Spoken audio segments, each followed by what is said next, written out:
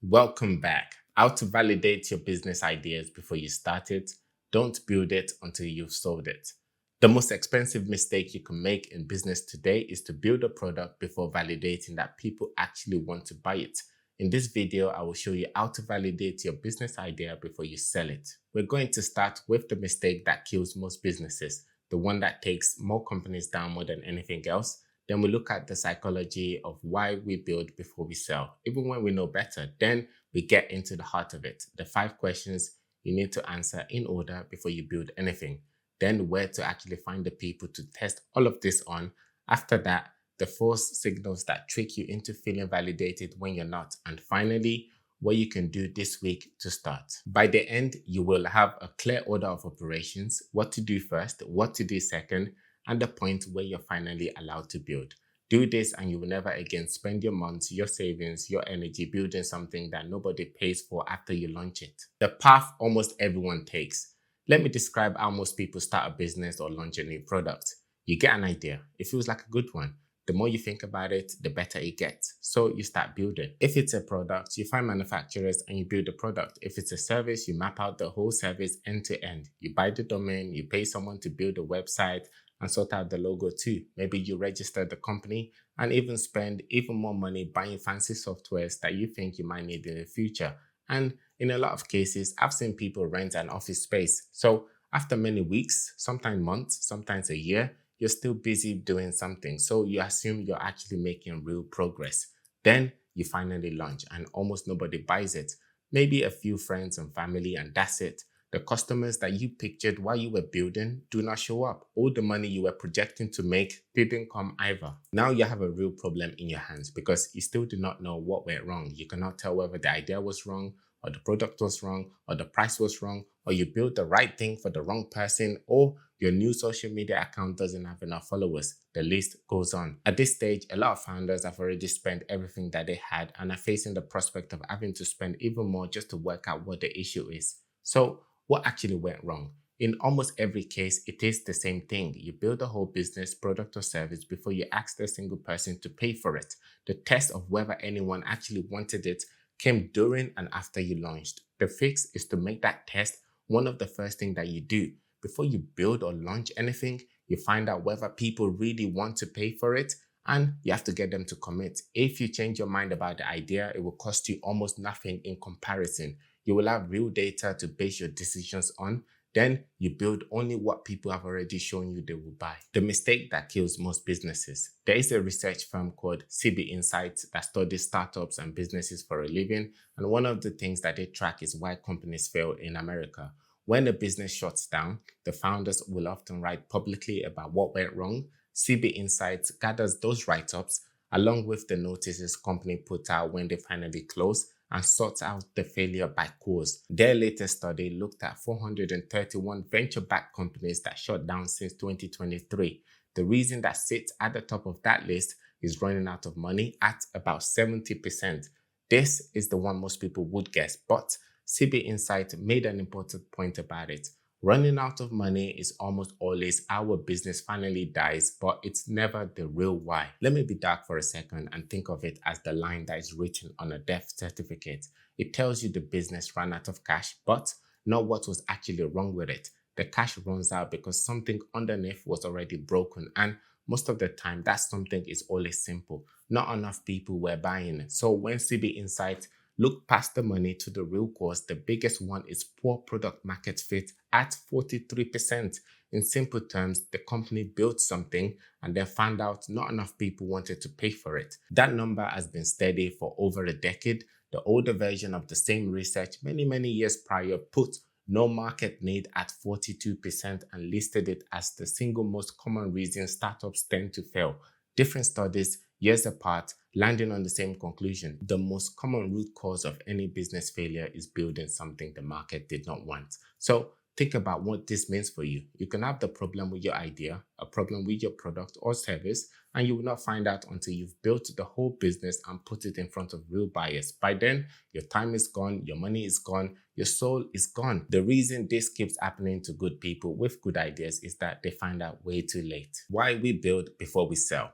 If selling your product or offer first is the better approach, why does almost everyone build first? It is simple because building lets you feel productive without ever experiencing rejection or failure. Selling is the truth, where you find out whether anyone will actually pay. I tell people all the time, no one cares about you, your product, or your service. They care more about what pain it can solve for them. Let me be fair to building your product or service for a second. When you're making that thing, you're getting somewhere real.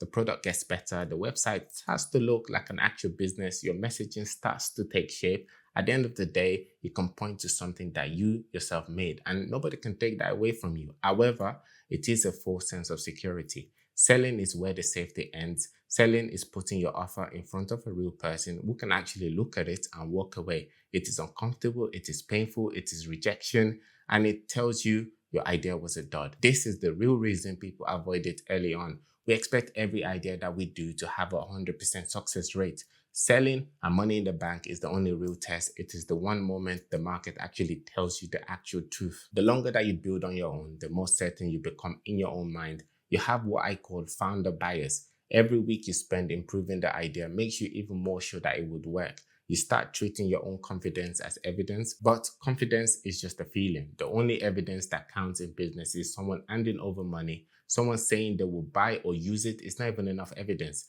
Be careful who you listen to here, because the most comfortable feedback is usually the most useless. Your friends and family telling you they love the idea is not validation. They love you. They're never going to look at you straight in the eye and say they will not spend a penny on it. The only feedback that's worth anything is the kind that costs the other person something significant. And the cleanest version of that is cash.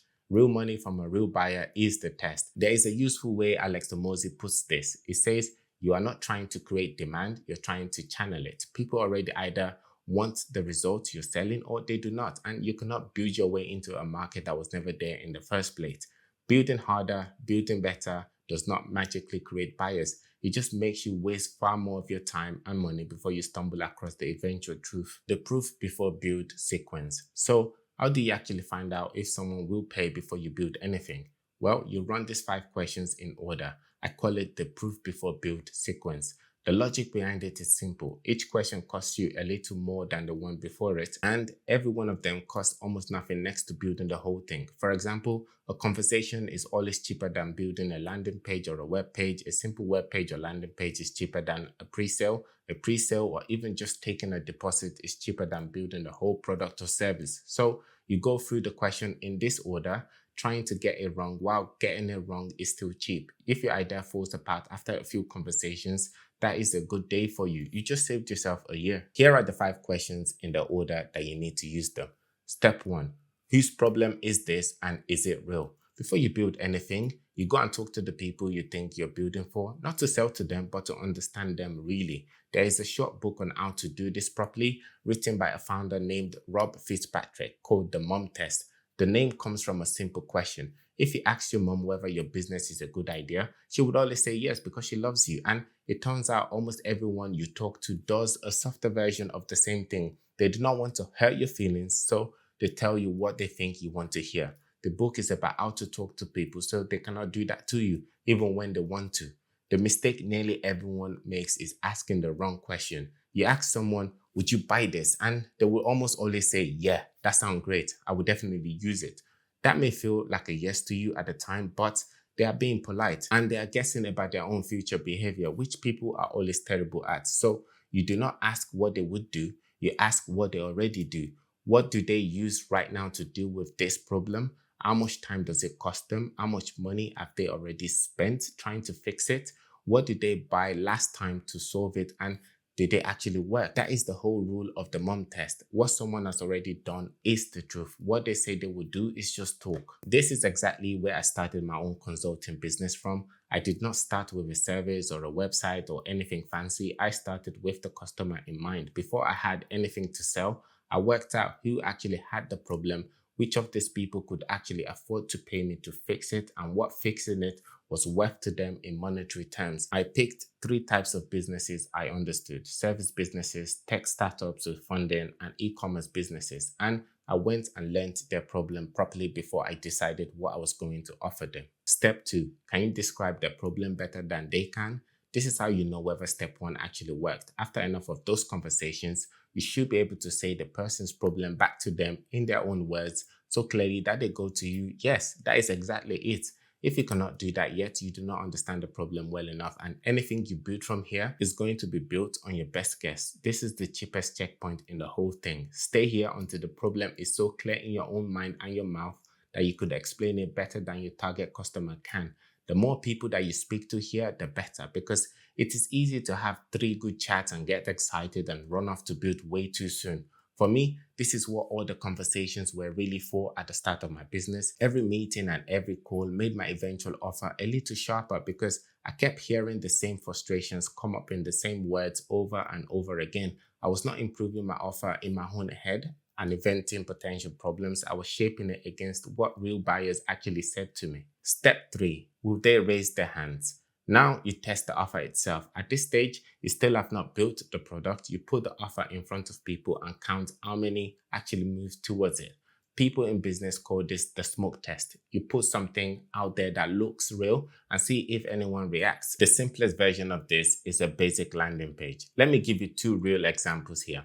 The first is a company called Buffer, a tool for scheduling social media posts. Before the founder, Joe Gascoigne, built any of it, he put up one simple web page describing what Buffer would actually do with a button that said plans and pricing. When people clicked on it, expecting to buy, they landed on a short page that said it was not ready yet and asked for their email. That click was the test. It told them people actually wanted it enough to try to pay for it. Then he added a page in the middle that showed actual prices so he could see what people were willing to pay before he built a thing. From that little 2-page test, he went from the idea to his first paying customers in about 7 weeks, and the first payment landed within 3 days of him opening it up. He knew what people wanted and what they would pay before he wrote a single line of code for that product. The second is Dropbox, the file storage company. Early on, the founder, Drew Ustin, could not easily build a full product just to test it. So he made a short video about how it would actually work and posted it with a link to join a waiting list. Overnight, the list went from about 5,000 people to 75,000. He had proof that people actually wanted this at a scale he could never have guessed. And even better, he had it before the product was even finished. Step 4, will they pay before it exists? A raised hand is good. Money is better. The strongest proof you can get, short of a finished business, is someone actually paying you before the real thing is even built. This is what we call pre-selling, and it is the heart of the whole sequence. Alex Omozi did this with his first gym. Before the door even opened, he ran ads and pre-sold membership and took enough cash in his first month to cover his rent. He found out people actually pay before he had a finished gym to hand them. So the scariest question, will anyone actually buy this, was answered before he was on the hook for the full cost of being wrong. Years before that, a company called Zappos started the same way. The founder, Nick Swinmurn, wanted to know whether people would actually buy shoes online. Instead of spending a fortune on stock, he went into his local shoe shops, took a photo of the best shoes, and put them on a simple website. When someone ordered, he walked back to that same shop, bought the exact pair at a full price, and posted it himself. He made no money on those early sales, as you can imagine, and that was the point. He was paying out of his own pockets to find out if the demand was real, and he found out it was before he ever risked any big money on a warehouse that's full of shoes. This is the part of my own story that matters the most. So let me give it to you straight. When I started, I built the offer before the service behind it existed. I had no website. I had nothing built. What I had was a way to find out if the offer was real. So I went and found out. I ran small ads. I cold called businesses. I sent emails. I sat in people's DMs. I showed up in person. I flew to other countries to have the conversations face to face with the founders, and I still got a holiday out of it. None of it was efficient, of course. I did it the slow, unglamorous way on purpose because every one of those conversations taught me something about the market I could not even have learned any other ways. For about 3 weeks when I started, nothing happened. I had no clients, no concrete yes, just activity and silence. This is exactly the point where most people decide it's not working and then they quit. I almost quit, but I kept going because there was interest, and then it started raining clients for me. The thing that mattered most is that I kept doing the same activities after the clients came that I was doing when nothing was working. I kept consistent with the ads, with the calls, with the emails, with the DMs, with the showing up.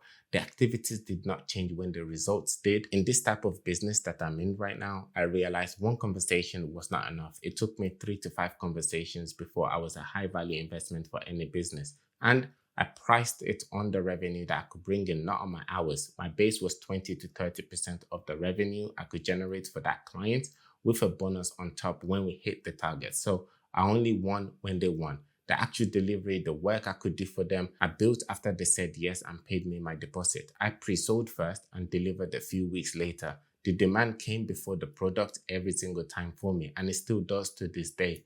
Omozi has a line that sums up this logic. If they will not buy before, they will not buy after.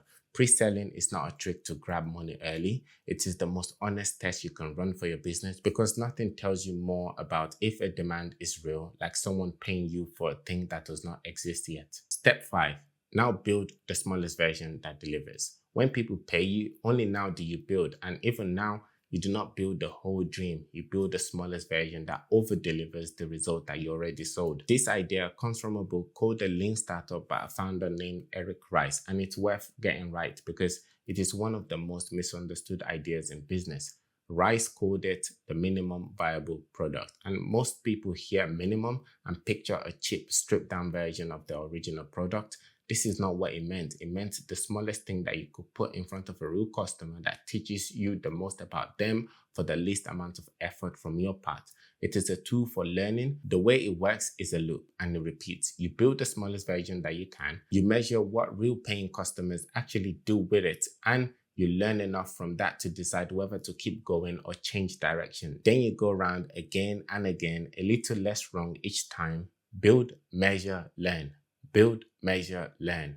Build, measure, learn. So at this stage, you're not trying to build something impressive. You're trying to deliver the one result your buyers already paid for in the simplest way that works, and then learn from how they actually use it. Anything you add after that, you add because a paying customer showed you it was needed, not because you imagined it would be. This is the whole proof before you build sequence. Talk to them properly, understand their problem better than they can, test the offer in the real world, take the money before you build, then build the smallest thing that over-delivers on the promise in this order, and every one of them is a cheaper way to find out if you're wrong than the one after it. Where to find the people to test on? Everything so far assumes that you can get in front of the right people, so let me deal with the obvious question. Where do you actually find them, and where do you run the test? A lot of people know they are supposed to talk to customers and they have no idea who to talk to or how to reach them. Start with one rule. You're not looking for everyone. You're looking for a specific people with problems you described back in step 1. The narrower you are about who that is, the easier all of this gets, because you start going to where those exact people already are. The first place to be looking at is wherever those people actually already gather. Every type of customer has somewhere that they spend most of their time. There are online groups and forums, subreddits, LinkedIn, the Slack and Discord communities, trade bodies, local meetups, and industry events. Find a few places your specific customers actually shows up and go there. Do not walk in pitching yourself or your product. Find out what they complain about the most and then talk to them about it the mom test way. The second route is to go straight to them, even when they do not know anything about you yet. This is the route I took earlier in my business, the cold outreach, and it's worth saying why it works. When you can name the exact type of person or business that you're after, you can almost always find a direct way to contact them or reach them by email, by phone, in their DMs, or in person. It is very slow, it is very uncomfortable, and it puts you in front of the exact people you want instead of waiting for them to find you. If you already have an audience, a list of following, this is a big head start for you, but handle it with care. These people already like you, which makes them warm, and warm people go easy on you. So do not read all their encouragement as proof. Push them on a real action, a call, a deposit, a pre-order, and watch how many actually move. A warm audience is always a great place to find your first buyers. It is a poor place to get an honest rejection. If you want a faster read from complete strangers, put a small amount of money behind an ad pointing to a simple page, the smoke test from step 3. You do not need a big budget to do this. You need just enough clicks to see whether cold people that owe you absolutely nothing will hand over their email, book a call, or even try to pay. A stranger that is reaching out for their wallet is the cleanest signal that there is right now. because none of them are being kind to spare your feelings. Use a mix of warm and cold outreach. Your own audience and your network will move the fastest, but they are the most biased towards you. Cold strangers move slowest, but they give you the honest answer. If the only people interested are the ones who already love you, you have not validated anything yet. You want to see strangers have that same level of interest as the current people that you have too. You have to do everything I've talked about so far in volume. One or two conversations will not tell you much. You're looking for a pattern, the same problem, the same words coming up again and again, and a pattern only shows up across enough people. So always talk to far more people than you feel is necessary. What validation is not. Before you go and run all of this, I want to put the 4 signals that make you think your idea is amazing all in one place, because this is exactly where people fool themselves. We touched on some of this earlier. Here is a full list, so whatever type of validation you get back, you could hold it up and know whether it is real or not. This is one of the tests that sorts out the real validation from all the fake validation. Real validation will always cost the other person something tangible. A fake kind of validation is free for them to give you. Always run everything you hear through that lens. Let's start with compliments. For example, this is a great idea. I love this. You should build that. It feels good to hear, but it means absolutely nothing to you because it costs nobody anything to say. Praise is the cheapest thing in the world, and people always give it to be kind. Your friends and families are the obvious version of this, and we covered them earlier. But it is wider than that. Most people you talk to will hand you a compliment instead of the truth because the compliment is easier for both of you. Next, when someone gets excited and says, I would definitely use that, this one feels stronger to you because it sounds like a decision. It is still just a guess about the future made by someone who wants to encourage you, and people are wrong about their own future behavior all the time. What a person says they will do and what they actually do when real money is on the table are two completely different things. Then there are likes, followers, and views. This is the trap that fools the most people today because the numbers are large and they feel like real demand. A like costs nothing. A follow costs nothing. The people that enjoy your content are not automatically the people that will pay you to solve a problem for them. You can put a post in front of 100,000 people and have absolutely no bias in there at all because they came for the entertainment, not the solution. Attention is not demand. In my consulting business, I average 23 million impressions every single month, with my posts getting over 10,000 likes every single day. And none of that translated into client signups or even money.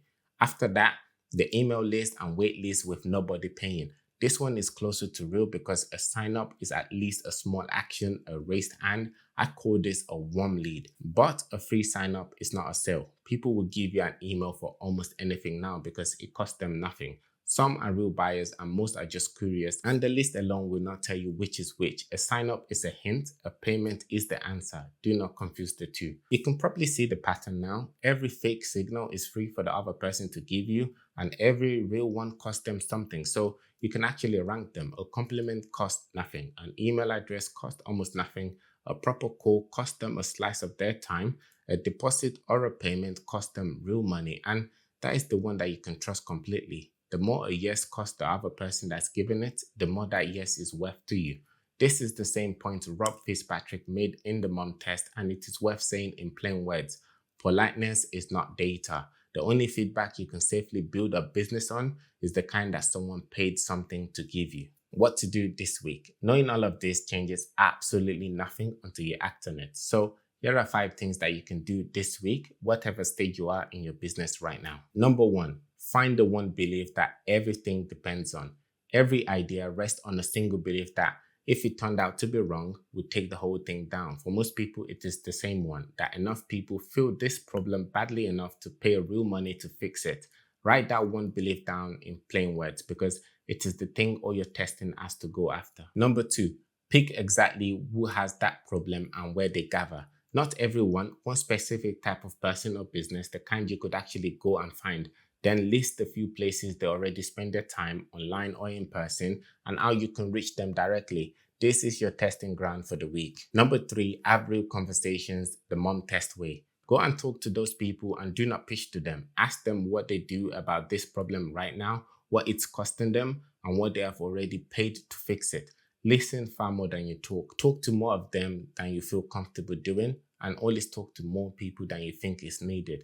And make sure most of them are strangers, not just people that already like you. Number 4, Put the offer in front of them and ask for a commitment. A simple page, a call, a direct message, whatever fits. Then ask for something real, a deposit, a pre-order, a paid pilot. Real money or firm commitments given before that thing exists is the only answer that counts right now. And finally, number 5, only build what passed. If an idea cleared those tests, build the smallest version that over-delivers on the result that you already sold and nothing more. Then let the people paying you tell you what to add next. The close. So that is the whole idea. You find out people will buy before you build a single thing, you prove the demand is real first, and then you build for the people who have already shown you that they want it. Building something nobody wanted is the most common way for a business to die, and it is also the most avoidable because finding out is cheap if you do it at the start. A few conversations and a week of discomfort now is always better than wasting a year of your life and your savings. The cheapest place to discover that you're wrong is before you've actually built the things. So go out and test it on real people with real ask before you pour your life into building for a market that might not even be there. Don't build it until you've sold it. One quick thing before you go. If you're running a business right now and you keep feeling unsure what to actually focus on day to day, take a look at my app, Aseyi. It is an AI business coach that tracks the 6 systems your business runs on, gives you a clear score for where each one stands every single day, and tells you what to work on next so you stop guessing. Think of it as an accountability partner in your pocket, and it is free to start. Download Aseyi on iOS and have a look. Thank you for sticking to the end. If this was useful, please subscribe because I have more of this coming. Give it a like to help me push it to more people, and tell me in the comments the one idea that you're going to test before you build it and how. See you on the next one.